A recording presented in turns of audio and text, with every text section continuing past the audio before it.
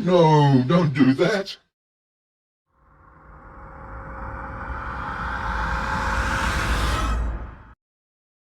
G'day, welcome back. I'd especially like to welcome my new subscribers, and I hope you enjoy the content on my channel. If you missed my last video, the little dial gauge indicator quick change tool post one, link up there now, go watch that first. Then come back and watch this one. Alrighty, so this week I'm going to make some modifications to my mill that are much needed and something that's bothered me right since I very first made the thing. So follow me out of the mill and I'll show you just what that is over there.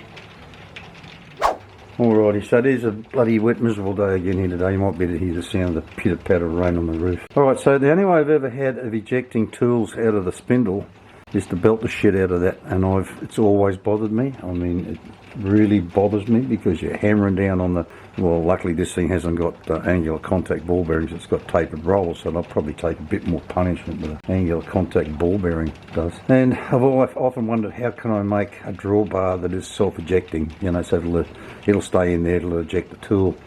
Now I saw another video the other day and it got me thinking, and I've come up with this. So I did a drawing in FreeCAD and I printed something up and I came up with this. Right? So it's a bit rough as guts on the inside there because it had no support when it was printing, so it's a bit rugged in there, but it'll still proves my design. I was a little bit worried about the amount of room I have in here, which isn't great, so I printed one up just to make sure, and that just goes down on there and fits down nicely into there. So that's what I intend to make, is something like this. So let's head over to the bench and I'll show you just what I've got to make this out of. Alrighty, so I've got this lump of steel that a mate of mine gave me that I started cleaning up before I decided it was too small for the purpose, which I could get that out of, but holy hell, there's some machining left in that. So I'm not going to use that. And to machine that out of, you know, a solid piece is just far too much waste, really.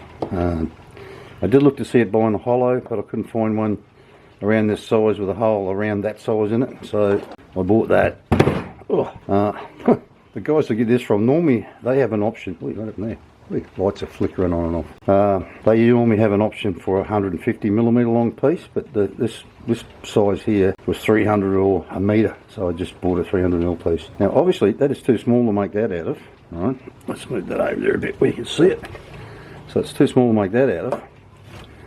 So I had to dig around to see what I had, and I've got a piece of 75mm by, well, I think it's supposed to be quarter, but it only measures about 5.5mm or something. So what I'm going to do is machine this part of it here out of that bit of round, and then cut a piece of this plate up and just cut a piece out square, bore a hole through it and weld it to that thing there, and then finish machining it up. So that's what I'm going to make it out of. Alrighty, so because that chunk is way too big to be trying to put in this thing, too bloody long, I've cut it down to just a couple of millimetres longer than I need, and I'm just going to machine. I've already faced off while you weren't looking. Got to take 0.8mm off here, and we'll turn it around and we'll get my new dial gauge out and we'll retram it back in. I use my new bump tool to line this up and it's running pretty good. Rightio, so I've got it, like I said, 0.8mm off this.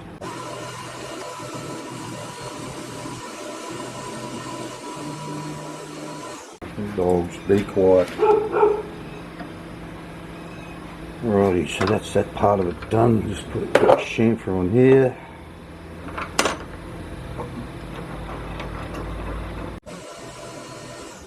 Mark that so I can put it back in the same alignment that I had there a minute ago. That'll be the top one. I think I mentioned that already. Get forgetful in my old age.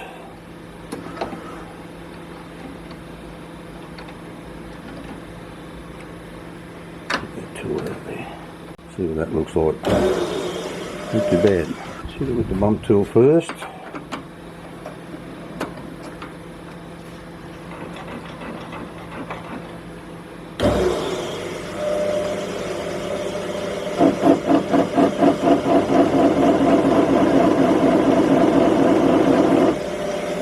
This thing works much better on something that's sort of round to start with.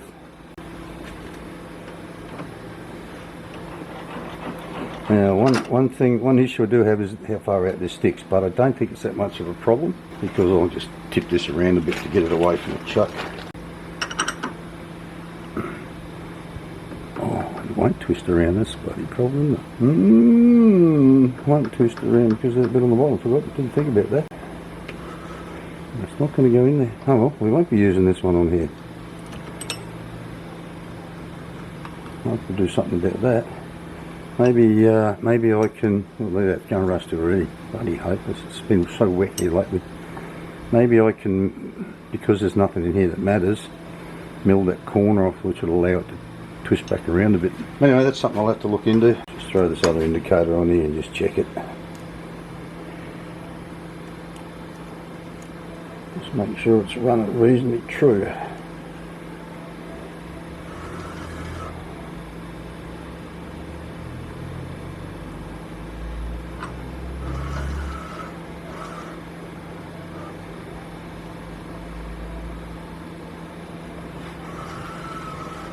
It's not too much, that's not too bad.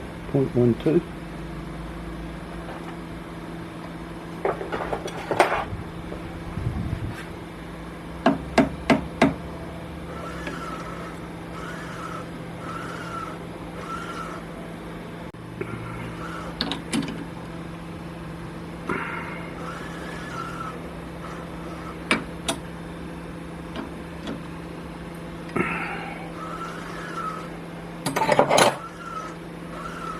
I think we can live with that.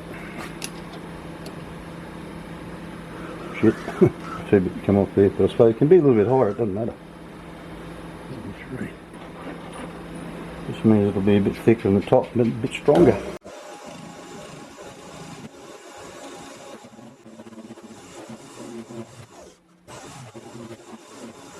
Alrighty, so I didn't machine in the whole face because I thought, what's the point? I'm just going to bore it all out anyway.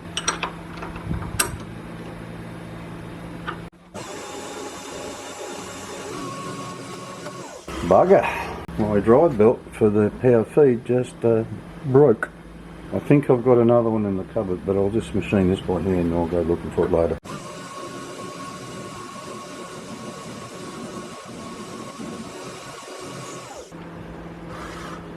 Oh, that's quite clean. I was going to say, considering that's the bottom, it's where I've got to weld it up, I was just going to leave it at that, but I might just take just a little bit. Righty, so I'm going to leave you there and go and have a look through the cupboard and see if I can find a drive belt, because if I haven't got one, I'll see if I can get one ordered and get them here, because these little narrow ones I can get in Thailand, the ones I've been using for the threading I can't get here, so I'll come back to you shortly. Alrighty, so I did have a spare in the cupboard. I usually buy like things, all these belts I've been buying for the threading, I've been buying 2 at a time.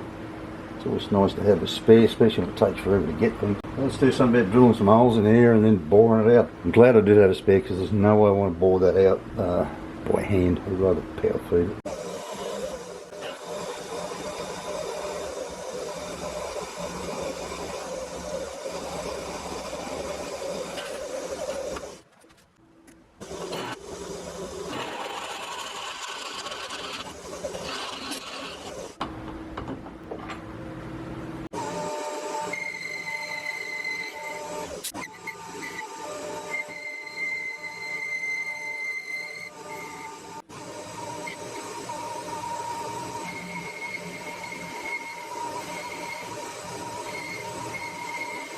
Alrighty, so what videos are boring is just boring, let's face it. So I'm not going to bore you with that, there's a lot to come out of there, so I'll bring you back a little later and get closer to it. Well viewers, I don't seem to be having a lot of luck here lately. Went in to have some lunch, and when I came back out, the spindle wouldn't run properly. You'd turn it on and it had almost, no speed at all. And I'm playing around with a few bits and pieces. I replaced a relay in here. It would go flat out, then it'd almost stop, and then it'd go slow, and then it'd go flat out, and it'd almost stop. And there was something in the video that you didn't see where I jammed it up the back to the point where it stalled the spindle and turned the power off. So I thought, oh, must have done some damage somewhere. And this is the speed control that was in it, and you can see that this diode or whatever that is a bit brown and burnt in the middle, whereas this new one here is not. It's a nice clean blue colour. But anyway, I had a spare one in the cupboard, so I've just spent an hour stuffing around because I've had to, there's some wires that are soldered, they were soldered joints, so I just cut it down a bit further And just to test it out, I just twisted them together just to check it. And there's some others where I had spade terminals soldered to the wires and plugged in up here. But anyway, so I've swapped it all over, turned it on.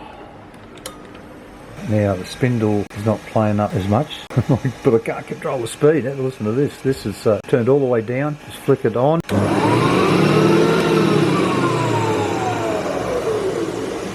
That was sort of revving out to the point where it'd probably explode that chuck if I let it go. So this must be a friggin' dud, this thing here. They're not that expensive.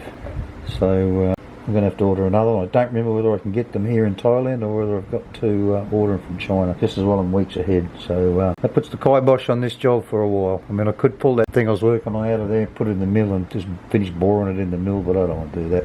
So I'm just going to put this on the back shelf until I get another controller and see if we can't fix this. I hate electrical problems because I'm no electrician, I'm no sparky, and I don't really know what the problem is. But the fact that by changing this, it changed the way it was behaving just suggests to me that that's the problem. Anyway, I'll order a new one of those, and when it arrives, we'll fit it up and we'll get back onto this. Alrighty, just a quickie. Late yesterday afternoon, I suddenly had a thought. I thought, well, I've got a guy up the road who fixes our TVs and fridges and washing machines and shit that's really good with electronics. And I thought, now that I've got this out, why don't I take it up there and say, have a look at this and see if you can find what's wrong with it, fix it. Called back late yesterday afternoon on the way home from picking my daughter from school, and he wasn't there. So I went back this morning, and with my limited Thai, because he speaks no English at all, as I understood it, he said, no, I haven't fixed it, and I'll show you what's wrong with it.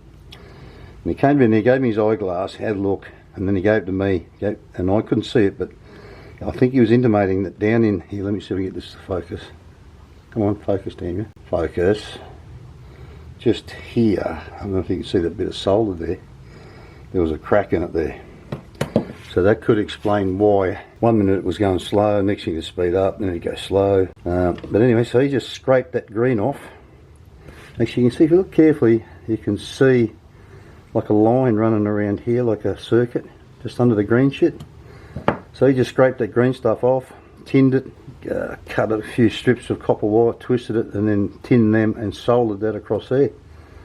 So I haven't haven't tried it yet, but I'll fit it up and see how it goes, and we might be able to get back on with this. Now, I did order another one, and like I said, it could be a week to 2 weeks, but it won't hurt to have a spare, because I also use one of these in the mill. So, you know, it doesn't hurt to have a spare in the cupboard. So I'll go fit it up and we'll see how we go. Alrighty, so I'm rather disappointed to say that that didn't fix it. So there are things I can get on with. I'll do is get on with cutting a hole in this plate and maybe drilling 4 holes in it, some bolt-on holes, and then take it out of the saw and chop the corners off, so that once I've welded it onto that, when I finally finish machining it, I can do something about welding it up. I had a thought about that capacitor. I've been saying all along, I did make a video about fitting that thing up originally, and people have been, it's my most watched video actually, it's got about 90,000 views. And I've been telling people all along it won't work on a capacitor start motor, but I'm starting to think maybe they do. And I'm also starting to wonder, is that capacitor really needed for a universal motor? And is it the reason why when I, you know, turn it on it goes and sort of, you know, jumps and then it starts to feed, because it's getting a shock from that capacitor, which it just doesn't need. So it's tempting to just like disconnect one wire off it and see what happens. But anyway, let's do this. I'll bore a 40mm hole through there with a hole saw, and then we'll get the boring head in there and bore it out to the right size.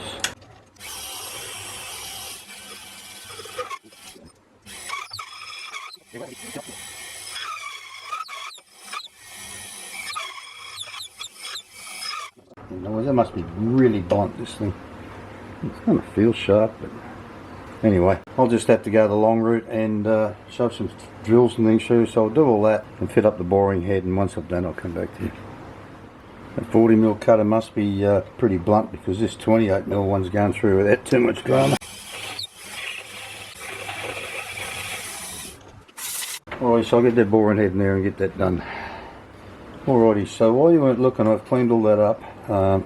It's now just a bit over 41, so 41.2. Got to go out to just under 45. Doesn't need to be anything specific. Just something a bit smaller than the outer diameter of the top part, because when I can finally get the lathe going again, I'll machine a little lip on it so I can press it on up to a shoulder and then weld it up. So I'm just going to sort of get the camera, and I'll Don't remember if I adjusted that yet or not. No, I haven't. I'm taking half mil cuts, which opens it up at 1 millimetre each time.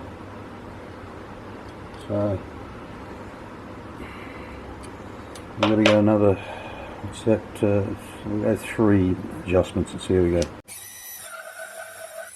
This has a M6x1 thread in it, so half a turn is 1 millimetre cut. Oh damn it, I was worried about that bugger. Let's run out of travel now. I'm going to have to move the tool. Come back in a minute. Alrighty, just a bit of rust on here. This is in the container in the drawer. So you know that's how badly things rust here. I need a little with the buff on the wire wheel on the grinder before I put it back in the cupboard. Put a bit of W40 or something on it. I'm going to have another measure after that. 42.5. This will take it out to 43.5 or thereabouts.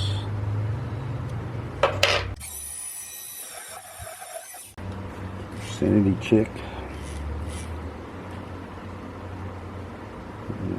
Thereabouts. So one more cut and we'll be there.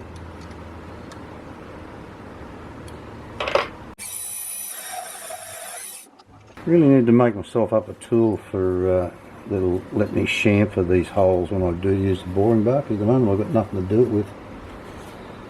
Alright, so I'll turn this camera off and get the boring head out of there, put the collet chuck back in and drill 4 holes in here.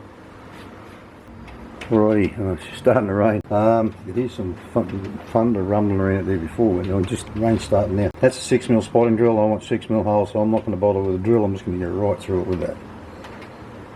Forgot to mention I've set a hole pattern in the DRO, so I'm just going to follow it.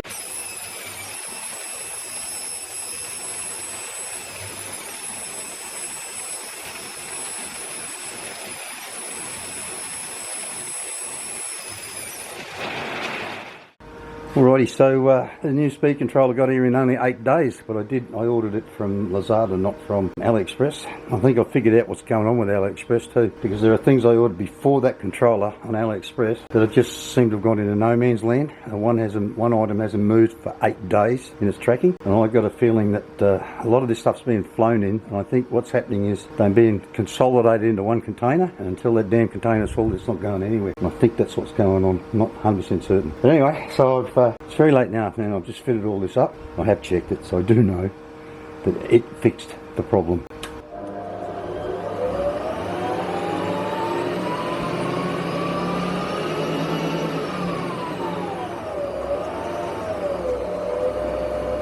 I do need to fine tune it because that'll rev too fast the way it is. So, but like I said, it's late in the day, so I'll just finish this off. Tomorrow morning we'll get back into finishing this off, machining that.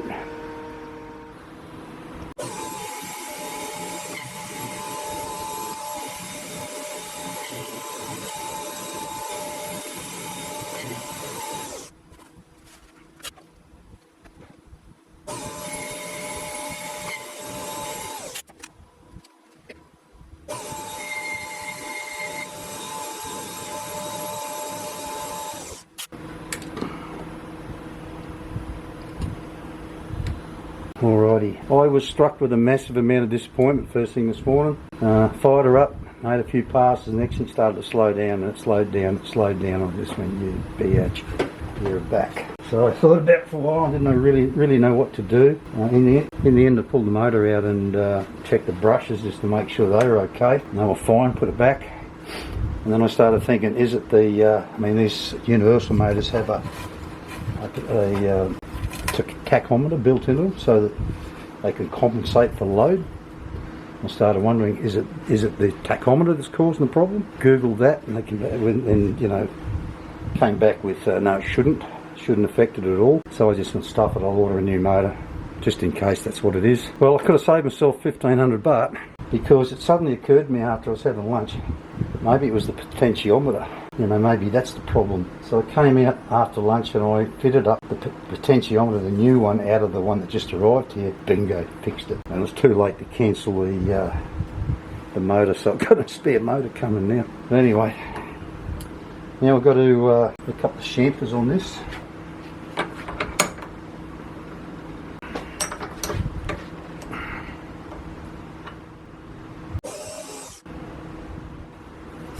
Alright, so now I need to machine an undercut on there to fit this on a millimetre off the diameter plus a little bit.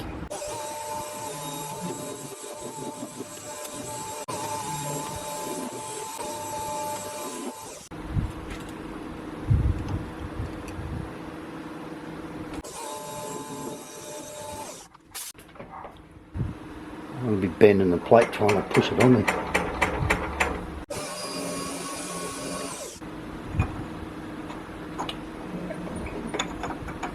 That's better.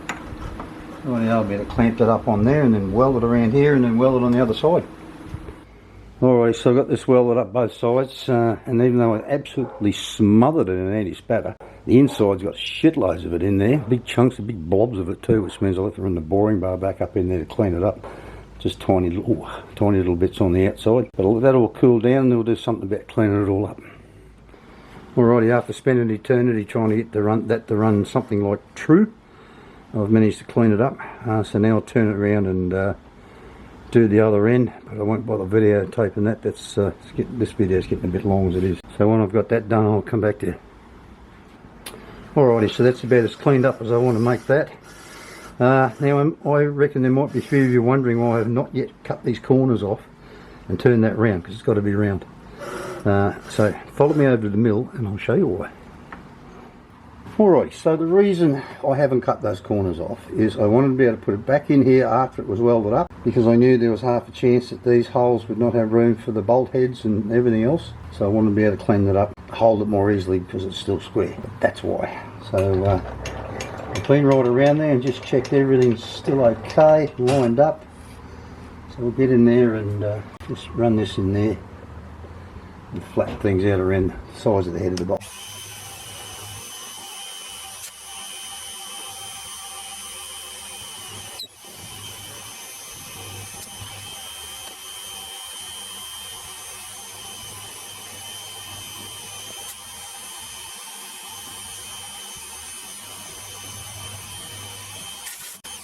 Alright, so I'll get that out of there and go and cut the corners off, and I'll see you back at the lathe.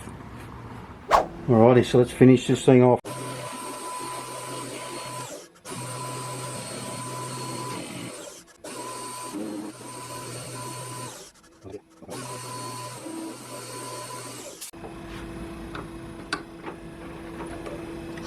Hit that O in that.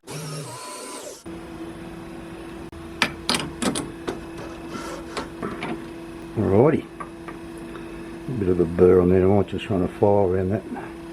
Alrighty, so that's that part finished. We'll go and try it on the mill and see how we go. If you're like me and you don't live in your home country, but you want to access things but you're finding that they're geo-blocked, then you need either a VPN or a DNS proxy server. If you're finding the VPNs are just too slow, they slow everything down too much, then once again you need a DNS proxy server. Now I stream stuff from Australia, which is all geo-blocked. I've been using for years now Smart DNS Proxy, and it does a great job. No buffering issues, no problems. So even if you don't live outside your country, you want to access something that's not in your country but it's elsewhere, once again a DNS proxy servers to go. So have a look at Smart DNS Proxy, you'll find it's a great little thing. Link in the description. At this point in the video, I'd like to thank my patrons. This continued support is greatly appreciated. If you'd like to become a patron, there's a link down in the description. You can sign up there and drop me a couple of dollars every month. If you don't want to be a regular contributor, there's always buy me a coffee. Now let's get back to the build. If you've been enjoying watching me make this, how about doing me a favour and smashing that like button, giving it a great big thumbs out, because you know it kind of helps me out. Alrighty, so have I got all this right or not? Bingo, there we go. Alrighty, so need to drill and tap some holes on the top of this to bolt that on with. But I think we're pretty much out of time this week, all that bloody waiting around for speed controllers and all that rubbish. So the rest of it will have to wait till next week, because I need to make a new bolt for it yet. And because that ended up a bit higher than I wanted to make it, I'm pretty sure I've got room on the top here to make a bronze piece to sit on the top of that, so that when the bolt's tightening up, it's not pulling down on the aluminium, it'll be pulling down on a piece of bronze, maybe only 2 or 3 mil thick. Alrighty, so that's it for this week. Hope you did enjoy it. Thanks for watching, and I'll see you next week. Bye bye.